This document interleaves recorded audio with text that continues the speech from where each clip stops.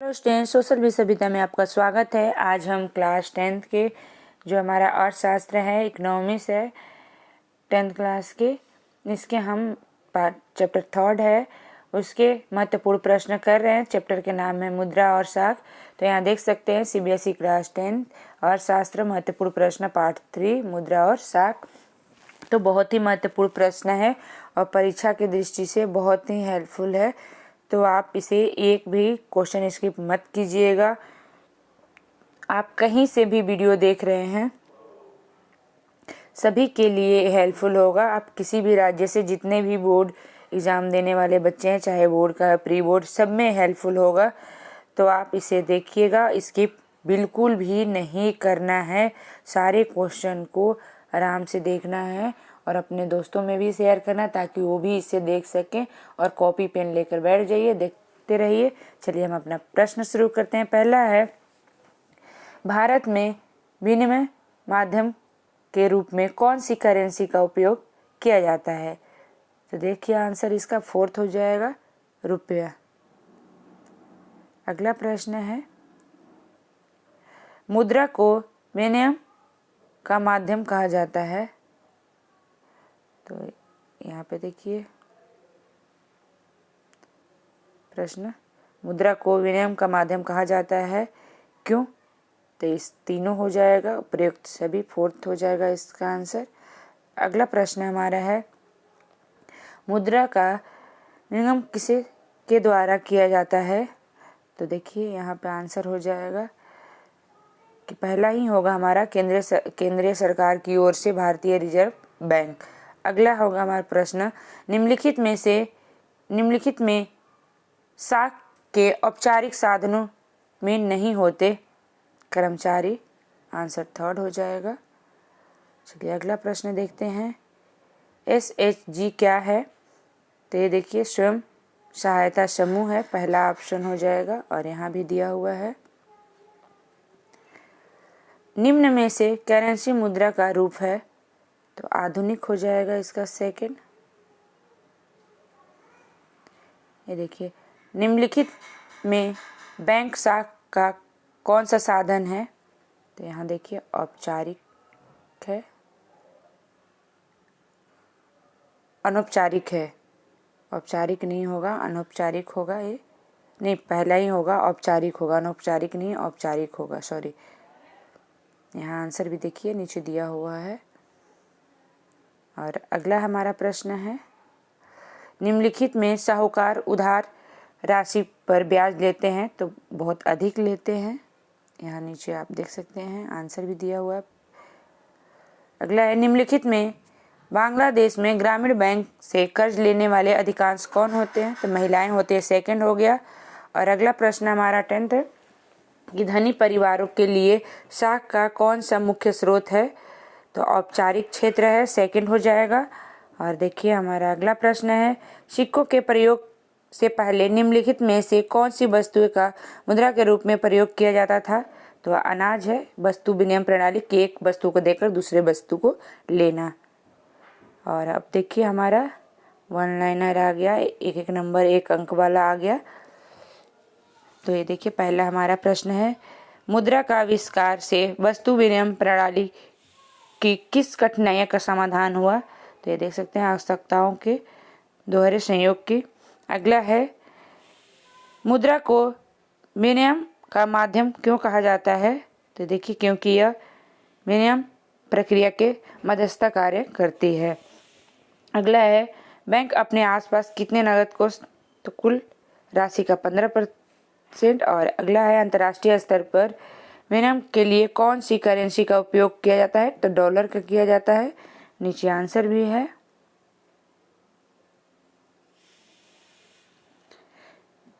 विनिमय के रूप में कोई मुद्रा कब मान्य होती है? तो देखिए जब उस देश की सरकार उसे इस कार्य के लिए प्राधिकृत करती है। औपचारिक ऋण किन स्रोतों से प्राप्त कर सकते हैं? ऋण मतलब कर्ज होता है। तो देख सकते हैं यहाँ प्रश्न और आंसर, महाजन, दोस्त, रिश्तेदारों आदि से। बांग्लादेश के ग्रामीण बैंक किसका उदाहरण है? तो स्वयं सहायता समूह का। और अगला प्रश्न हमारा है, देखिए अनौपचारिक स्रोत से प्राप्त ऋण अधिक महंगा क्यों होता है? तो यहाँ देख सकते हैं कि ऋण प्राप्तकर्ता की आय का अधिक हिस्सा ब्याज चुकाने में चला जाता है। अगला प्रश्न है 9 जो है, आत्मनिर्भर समूहों में बचत और ऋण संबंधी निर्णय कौन लेता है? समूह के सदस्य लेते हैं। अगला हमारा जो 10 नंबर का है, सिक्कों के प्रयोग से पहले कौन सी वस्तुएं मुद्रा के रूप में प्रयोग की जाती है? तो अनाज है। अब देखिए लघुत्तरीय, दीर्घोत्तरीय 3 और 5 अंक वाले प्रश्न है। पहला प्रश्न है, रिजर्व बैंक ऑफ इंडिया क्या क्या कार्य करता है? तो देखिए अब यहाँ पे आंसर दिया हुआ है और इसे थोड़ा ऊपर करते हैं। पहला पॉइंट है, सरकार की ओर से मुद्रा जारी करता है। और अभी और देखिए इसमें और भी यहाँ पे 5th पॉइंट है, तो इसे अपने कॉपी में नोट करते हुए चलिएगा। आप भी इसी तरह पॉइंट में ही अपना आंसर लिखिएगा। पॉइंट में लिखने पर आपको फुल में से फुल नंबर मिलते हैं। समर्थक ऋणधारक क्या है? उदाहरण सहित बताओ। तो बताइए। तो यहाँ देख सकते हैं आंसर दिया है, उधारदाता उधार प्राप्तकर्ता के समर्थक ऋणधारक के रूप में की मांग करता है, जिन्हें बेचकर वह अपनी ऋण राशि को ऐसी वसूल कर सकते हैं परिसंपत्तियों की समर्थक ऋणधारक कहलाती है। उदाहरण कृषि भूमि, जेवर, मकान, पशुधन, बैंक जमा आदि। इस तरह से देख सकते हैं कि उनकी परिसंपत्तियां। अगला प्रश्न, साख के औपचारिक और अनौपचारिक क्षेत्र की विशेषताएं बताइए। तो देखिए साख की औपचारिक क्षेत्र है और अनौपचारिक क्षेत्र है, तभी देख सकते हैं प्रश्न। तो ये देखिए, तो यहाँ पे 4 पॉइंट है और यहाँ पे कि बैंक सरकारी समितियों पूर्व निश्चित ब्याज दर पर उधार लेने वाले को शोषण नहीं, ऋण वापसी के लिए अनावश्यक दबाव नहीं। और ये देख सकते हैं कि अनौपचारिक क्षेत्र है, महाजन, साहूकार, रिश्तेदार, अनिश्चित और अधिक ब्याज दर, उधार लेने वाले को शोषण होता है, कर्ज जाल में फंसने की संभावना। तो इस तरह से देख सकते हैं। और अगला प्रश्न है, क्या कारण है कि कुछ व्यक्ति या समूहों को बैंक कर्ज देने की तैयार नहीं होते हैं? तो ये देखिए हमारा प्रश्न है और यहाँ पे आंसर है 4 पॉइंट की। पहला पॉइंट है कि ग्रामीण क्षेत्रों में बैंकों की अनुपस्थितियाँ, समर्थक ऋणधारक न होना, जरूरी कागजात न होना, ऋण की शर्तें पूरी न हो पाना, इस तरह से उन्हें ब्याज या कर्ज नहीं मिल पाता है। ब्याज नहीं, उसने कर्ज नहीं मिल पाता है, ऋण नहीं मिल पाता है। अगला प्रश्न है, अभी वस्तु विनिमय प्रणाली की कोई 3 सीमाएं बताइए। तो ये देखिए और यहाँ आपके 5 बताया गया, इसमें 3 है कि वस्तु विनिमय के लिए दोहरे संयोग की शर्तें पूरी होना आवश्यक है, धन या मूल्य की कठिनाइयाँ, जो वस्तुओं को विनिमय कठिन और वस्तुओं को भविष्य में प्रयोग के लिए संग्रहित करना लंबे समय तक कठिन, और सेवाओं का मूल्य और विनिमय की कठिनाइयाँ।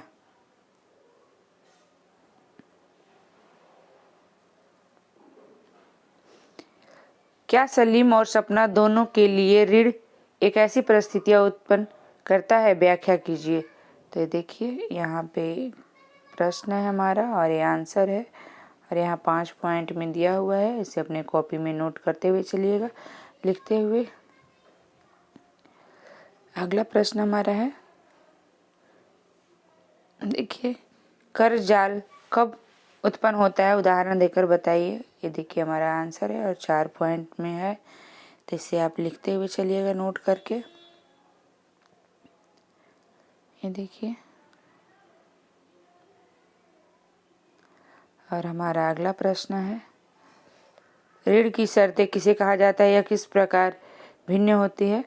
तो देखिए यहाँ पे आंसर है कि ब्याज दर, समर्थन, ऋण धारक, आवश्यक कागजात और भुगतान के तरीके को सम्मिलित रूप से ऋण की शर्तें कहा जाता है और ऋण शर्तों के विभिन्न व्यक्तियों और समूह के लिए अलग अलग हो सकते हैं। और अगला प्रश्न है, गरीबों के लिए स्वयं सहायता समूह संगठनों के लिए पीछे मूल विचार क्या है? तो गरीबों के लिए स्वयं सहायता समूह संगठनों के पीछे मूल विचार क्या है? तो ये देखिए हमारा प्रश्न है और यहाँ पे हमारा आंसर है।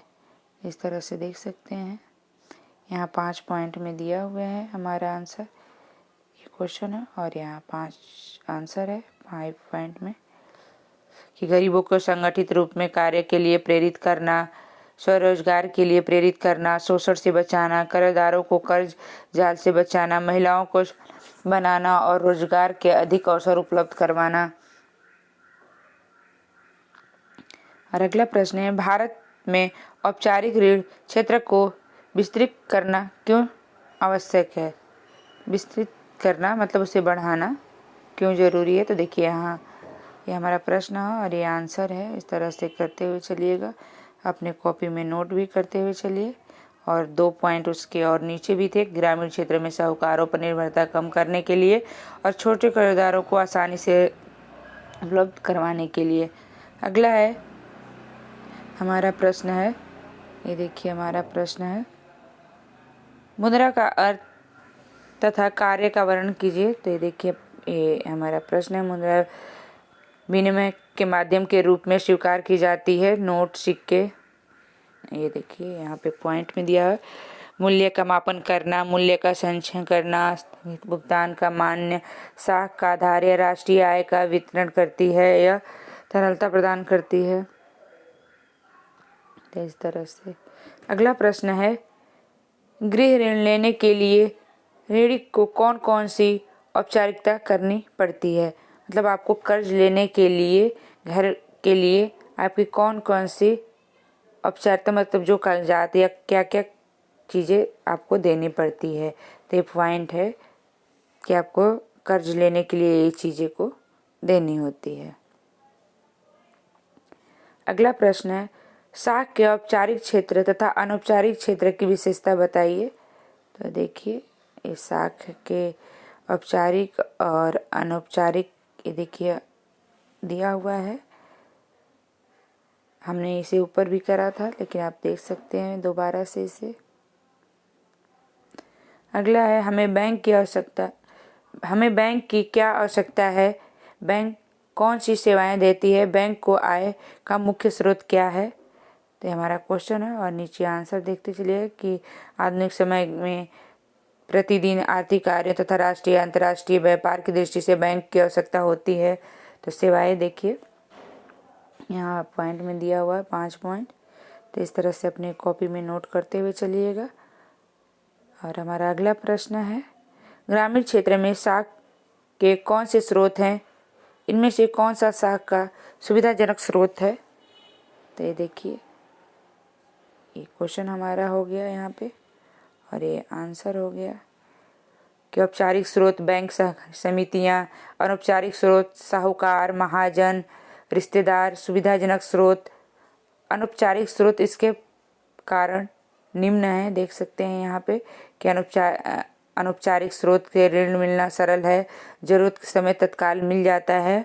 और सेकंड पॉइंट है कि इसमें औपचारिक स्रोत की अपेक्षा ऋण लेते समय कम गारंटी की आवश्यकता होती है। मतलब जो कागजात देना होता है वो नहीं, ब्याज पे पैसे ले लेते हैं ताकि उससे ब्याज और उनको मिलते रहें। जो कर्ज देते हैं साहूकार हो या रिश्तेदार जिससे भी वो लेते हैं। अगला प्रश्न है, हमें भारत में ऋण औपचारिक स्रोतों को बढ़ाने की आवश्यकता क्यों है? तो हमारा ये प्रश्न है यहाँ पे और ये देखिए 3 पॉइंट में आपका आंसर है। तो इस तरह से लिखते हुए चलिएगा। और अगला है, क्या कारण है कि बैंक कुछ कर्जदारों को कर्ज देने के लिए तैयार नहीं हुए? तो ये देखिए हमारा प्रश्न है और ये आंसर है क्योंकि उनके पास जरूरी कागजात नहीं है, गरीब परिवार को बैंक ऋण नहीं देता या भारत में सभी ग्रामीण क्षेत्रों में बैंक ना होने का, इस तरह से पॉइंट है। तो आप इसको देखते चलिए और नोट कर। अगला हमारा है, किसी देश की अर्थव्यवस्था में मुद्रा की क्या भूमिका निभाती है? तो ये देखिए क्वेश्चन है, किसी देश की अर्थव्यवस्था में मुद्रा क्या भूमिका निभाती है? और ये यहाँ पे आंसर देख सकते हैं 5 पॉइंट में दिया हुआ है, पहला, दूसरा, तीसरा, चौथा, 5वां। और अगला हमारा प्रश्न है कि वस्तु विनिमय प्रणाली के कोई 3 सीमाएं बताइए। तो ये क्वेश्चन हमने शायद अभी ऊपर कर लिए थे, तो इसे हम आगे चलते हैं, स्किप करते हैं। ये देखिए और कुछ और हमारे इस चैप्टर के क्वेश्चन हैं, इस तरह से देख सकते हैं।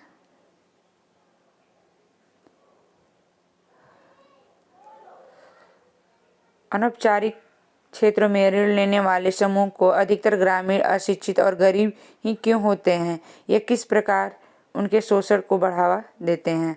तो देखिए हमारा प्रश्न है और यहाँ से आप आंसर देखिए और ये देखिए यहाँ तक पहले उसकी परिभाषाएं लिखिएगा, फिर शोषण को कई तरीके से बढ़ाती है। तो देखिए ऊंची ब्याज की दर देनी पड़ती है, कर्जदार ऋण के जाल में फंसते चले जाते हैं और कई बार ऋणदाता अनैतिक तरीके से इन्हें परेशान करने लगते हैं तथा उनकी संपत्ति पर भी कब्जा जमा लेते हैं। अगला प्रश्न है देखिए, आवश्यकताओं को दोहरा संयोग वास्तव में एक समय ये शायद हमने प्रश्न ऊपर कर चुके हैं, फिर भी आप देख लीजिएगा कि आवश्यकताओं को दोहरा संयोग वास्तव में एक समस्या होने के साथ साथ मानव समाज के विकास के निम्न को भी दर्शाती है। कैसे? तो देखिए हमारा प्रश्न है और ये आंसर है, तो इस तरह से कर सकते हैं। अगला है कि अतिरिक्त राशि वाले लोग, जमाकर्ता और जिन्हें राशि की जरूरत है, कर्जदार, दोनों के बीच मध्यस्थता करके बैंक किस प्रकार का एक सकारात्मक भूमिका निभाते हैं? देखिए हमारा एक क्वेश्चन है और यहाँ पे आंसर है, आप देखते हुए चलिएगा और अपने कॉपी में नोट भी कर लीजिएगा। और अगला है, कर्ज के जाल में फंस जाने की स्थिति के काल्पनिक उदाहरण दें या बताएं कि ज़्यादातर अनिश्चित आय वर्ग के लोग ही क्यों फंस जाते हैं। तो देखिए हमारा प्रश्न था और ये हमारा यहाँ से आंसर है। और अगला प्रश्न है, स्वयं सहायता समूह गरीबों के जीवन में क्रांतिकारी परिवर्तन किस प्रकार ला सकते हैं? मूल्य स्वयं सहायता नेतृत्व।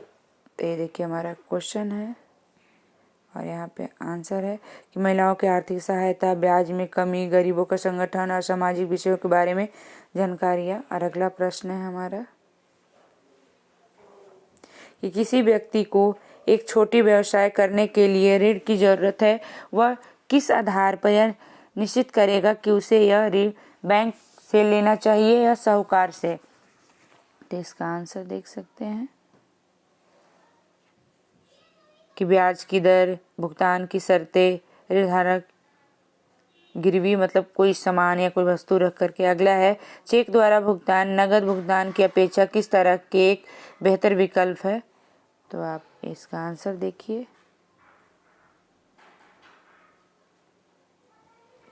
ये देखिए इसका आंसर है 3 पॉइंट में।